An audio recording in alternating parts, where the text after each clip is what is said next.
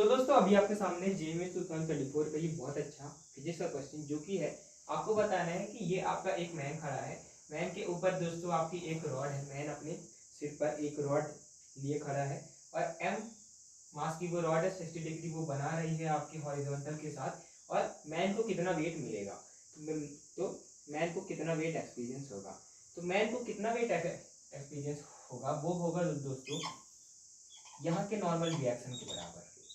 हम अगर मान लें यहाँ पर वेट आपका W लग रहा है, यहाँ पर वेट इसका W लग रहा है इस मास की वजह से, तो ऊपर इसका नॉर्मल रिएक्शन लगेगा।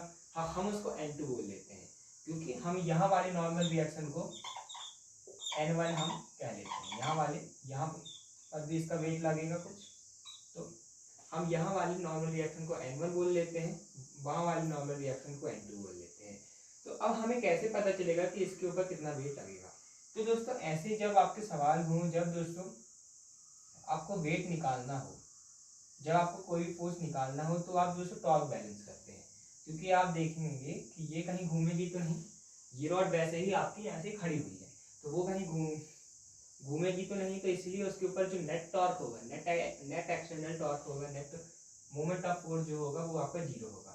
और अब जब नेट टॉर्क दोस्तों आपका जीरो होता है, जब नेट टॉर्क आपका जीरो होता है, तो आपको ध्यान रखना है कि हर पॉइंट के अबाउट को जीरो होता है, सिर्फ सेंटर वाले पॉइंट पर नहीं, हर पॉइंट के ऊपर टॉर्क नेट जो है इक्विलिब्रियम पे जीरो होता है। तो टॉर्क नेट हर पॉइंट पे आपका जीरो होगा।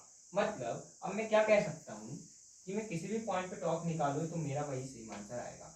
तो मेरे को अभी N1 भी नहीं पता है, N2 भी नहीं पता है, मुझे निकालना सिर्फ N2 है, तो मैं N1 को बिना निकाले भी काम कर सकता हूँ। कैसे?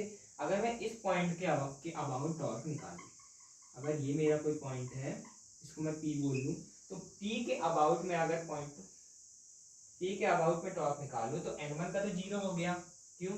क्योंकि अगर कोई आपका फोर्स है, आपको दरवाजा खोलना है, ये आपका दरवाजा लगा हुआ है, ये आपका दरवाजा लगा हुआ है, अब जहां से वो लगा हुआ है आप उसी को उधरी से धक्का मारेंगे तो क्या होगा, वो दरवाजा ना आगे जाएगा ना पीछे जाएगा। क्यों? क्योंकि दोस्तों उसकी जो परपेंडिकुलर डिस्टेंस है, टॉर्क होता क्या है, टॉर्क होता है आपका फोर्स क्रॉस परपेंडिकुलर डिस्टेंस, या फिर आर क्रॉस एफ आपका होता है, आर क्रॉस एफ होता है। तो अगर आपका ये आर परपेंडिकुलर डिस्टेंस जीरो होगा तो टॉर्क भी जीरो लगेगा। तो अगर मैं यहाँ पर इस पॉइंट P के अबाउट निकालूं तो N1 का टॉर्क क्या हो जाएगा, N1 का टॉर्क दोस्तों जीरो हो जाएगा। N1 का टॉर्क जीरो हो जाएगा, मतलब अब यहाँ पर सिर्फ दो ही फोर्सेस का टॉर्क लगेगा। एक आपकी फोर्स लग रही होगी सेंटर ऑफ मास पे, हम मानते हैं कौन सी फोर्स लगती है, mg लगती है। कौन सी फोर्स लगती है, mg लगती है। और हमें P के अबाउट आपका टॉर्क निकालना है, P के अबाउट टॉर्क निकालना है, तो हमें ये डिस्टेंस चाहिए पड़ेगी, ये डिस्टेंस जो है चाहिए पड़ेगी, क्योंकि हम परपेंडिकुलर डिस्टेंस, अगर हमको इस पॉइंट के अबाउट टॉर्क निकालना है तो हमें परपेंडिकुलर डिस्टेंस ये लेनी पड़ेगी। तो अब हम इसको कैसे निकालेंगे, इस पूरे का रॉड का लेंथ हम दोस्तों L मान लें, पूरे रॉड का लेंथ हम L मान लें, तो ये आधे है, आधे से लगेगा mg, तो ये आपका L/2 हो जाएगा, ये आपका L/2 हो जाएगा। ये एंगल 60 डिग्री है, तो नीचे की तरफ L/2 का कौन सा कंपोनेंट आएगा, L/2 cos 60 आएगा। जब भी आपको वेक्टर दिखे और कोई वो हॉरिजॉन्टल से एंगल बनाए तो जो नीचे गिरता हुआ आता है वो आपका क्या आता है, कॉस वाला आता है। तो नीचे क्या आएगा, L/2, उसका कॉस कंपोनेंट आएगा, एंगल कितना है, थीटा।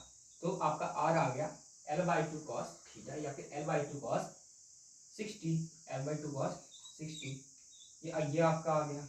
और N2 का भी क्या है, N2 का तो डायरेक्ट L ही है आपका दोस्तों डिस्टेंस, तो ये आपका आ गया L/4, ये आपका आ गया L/4 आपका आ गया। तो अब L/4 जो है आपका आ चुका है, L/4 आपका R आ चुका है, तो अब आप आसानी से टॉर्क बैलेंस कर सकते हैं। इसकी वजह से पहले टॉर्क लिखते हैं mg, फोर्स कितनी है, mg इंटू डिस्टेंस हमने कितना निकाला, L/4 is equal to N2, इसका डिस्टेंस है कितना, L। तो यहाँ से टॉर्क बैलेंस करने के बाद हमारा N2 आ चुका है mg/4, यानी कि अगर ये दोस्तों आपका 10 किलो की रॉड है, 10 किलो की रॉड है, तो सिर्फ दोस्तों इसका 25 न्यूटन ही इसको देखने को मिलेगा, यानी कि सिर्फ 2.5 kg ही मास का वेट इसको देखने को मिलेगा। तो अगर आपको ये क्वेश्चन अच्छा लगा तो आप चैनल को सब्सक्राइब कर सकते हैं और जी के पी वाई को आप डिस्क्रिप्शन की प्लेलिस्ट से देख सकते हैं। Thanks for watching.